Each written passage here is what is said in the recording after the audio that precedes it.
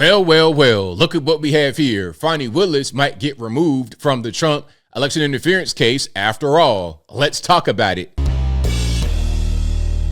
How's everybody doing? My name is Anthony Brian Logan, and today we got to talk about the Georgia Court of Appeals agreeing to hear Trump's team's bid to remove Fulton County District Attorney Fani Willis from the election interference case. Now, this is really big breaking news.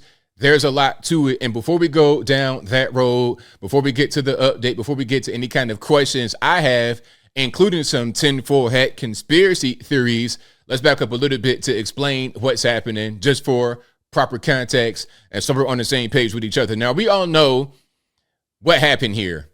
Fani Willis and Nathan Wade were in a relationship of some sort. Whether they were just hunching, fornicating, whatever you want to call it, they were together. They were going on cruises and vacations and trips and dinners and the whole 9 yards. Not only in the Atlanta metro area, ITP, OTP, the entire Georgia, Tennessee, California, the Bahamas, islands, everywhere. Cruises, whatever you want to talk about, they did it. And it appears to have been on the taxpayer dime, allegedly, from my point of view. And I think a lot of you guys would probably agree with me. Fani Willis paid, the Fulton County DA's office paid Nathan Wade nearly 700,000 U.S. American cold hard cash dollars between January 22 and January 24. Now, the next highest paid person that Fani Willis brought on to the Trump case got paid $90,000. The third highest got paid $75,000. So how do you jump from $75K to $90K to 700,000 US dollars? How does that really happen? It looks like she was the sugar mama and he was the sugar baby. That's what it looks like. And that's improper and jive illegal because as a DA, you cannot profit off of your cases. Okay. And the way she brought him on was improper. She didn't really do it the right way.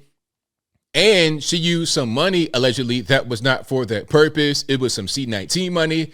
There was a lot going on. So Trump's team and other co-defendants were like, hey, she shouldn't be on this case. And if she gets disqualified, so does the entire case, because with her goes the entire Fulton County District Attorney's office. So it has to go from that office to a different one. And neighboring counties said, you know what, we don't want it. I think it was one county said, we're not going to take it. We're not going to be able to do it. Other counties in the Atlanta metro, aside from Fulton, you're a MAGA country. It's not going to happen. So if she goes down, then so does the entire case. Now, Judge Scott McAfee was presiding over this kind of hearing about her and Nathan Wade and the whole situation. And the result was that she, meaning Fani Willis, could choose. Either you stay or you take Nathan Wade off. Now, her choice was obvious. Take him off. And now he's off. And before I get into the update, there's some funny business going on. Really funny business because I just did a video about Nathan Wade doing an interview talking about him and Fani Willis and, it wasn't really a big deal and didn't impact the case. Now, just a day or two later, I'm doing a video about them being able to appeal it. So my question is, okay, did he get a tip? Did they know this was coming down the pike? Was he trying to do the interview to get out in front of what's happening right now? Because I'm wondering, why would you do this? Is there a book coming? Are you going on television? Are you broke? Do you need money? He is broke. Different story. I'm trying to figure out why he's going on TV doing interviews about this lady. Maybe they got a tip and they told him, hey, man, go out there and say nice things to try and influence the upcoming appeal. Maybe that's what's going on. I can't really call it. But before I go any further, let's get to the actual news update. And of course, I will link to everything in the box so you can read it there. But without further ado, let's go ahead and roll it. The Georgia Appeals Court has now agreed to take up the Trump team's appeal of the Fani Willis disqualification ruling. Now, lower court had already ruled that Willis can remain on that case. So what happens there now? Now, let's pause right here. If they rule in the affirmative that she must be off the trial, off the case, then I think that reverses Scott McAfee's decision. So the Trump team wants to appeal the decision. They would like Fani Willis kicked off the case entirely. The judge has ruled that Fani Willis could stay as long as her former paramour, Nathan Wade, was removed. Paramour. Why don't you just say what it is, man? Her friends with benefits, her sneaky link, her boyfriend, a boy toy, sugar baby. Just say that, man. Why you got to use all this flowery language that nobody uses in 2024? But I digress.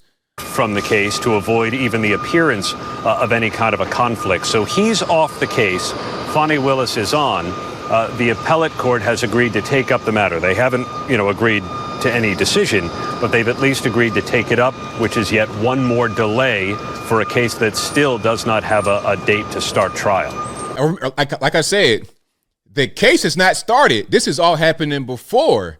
And you see your man over there, and this was a really crazy video, because I think this was when they announced that they were going to try to bring charges against Trump in Fulton County for election interference. And Nathan Wade is saying that right there. They're not even trying to hide it. They're not even trying to hide it. But check it out. The case hasn't even started, and he has been paid almost $700,000 to do what? To do what? Anyway, I'm getting triggered. So, Con, what does this do, these delays do, given we're 6 months away from the election now? I think, Diane, that's a great question. And ultimately what it does is it guarantees that the only case that's going to trial out of these three criminal cases, the documents case, the Fani Willis case, January 6th case, is ultimately the case that's now before the judge and jury in New York State. Absolutely, because there was another case, the documents Mar-a-Lago case. That one, it was just ruled that the start date will be delayed indefinitely. So it's never going to happen. Because really, at the end of the day, here's what I think is going on. If Trump can make it to November, when you're not going to have the sitting president in court. That's just not going to happen. It's not going to happen. So once he gets to that particular point, he's in the clear. The only one that's going forward is the one in New York with Stormy Daniels, all of that, which is shaky at best. It's shaky at best. And Aaron, looking back at the criminal hush money trial now, Stormy Daniels was one of the key witnesses in this case, right? Her and Michael Cohen are arguably the two big names that we're looking to hear from. So now that she has had this testimony, what do you expect to happen next? Okay, so we can just go ahead and pause it right there. We don't need to hear much more about Stormy Daniels in New York and all that kind of ridiculous nonsense. So, yeah, that's what's happening. And again, the Court of Appeals has agreed to hear Trump's case. So what that means, if I didn't explain it properly a little bit earlier, all it means is they're going to just hear him out. Okay, your appeal has been granted. You appealed Scott McAfee.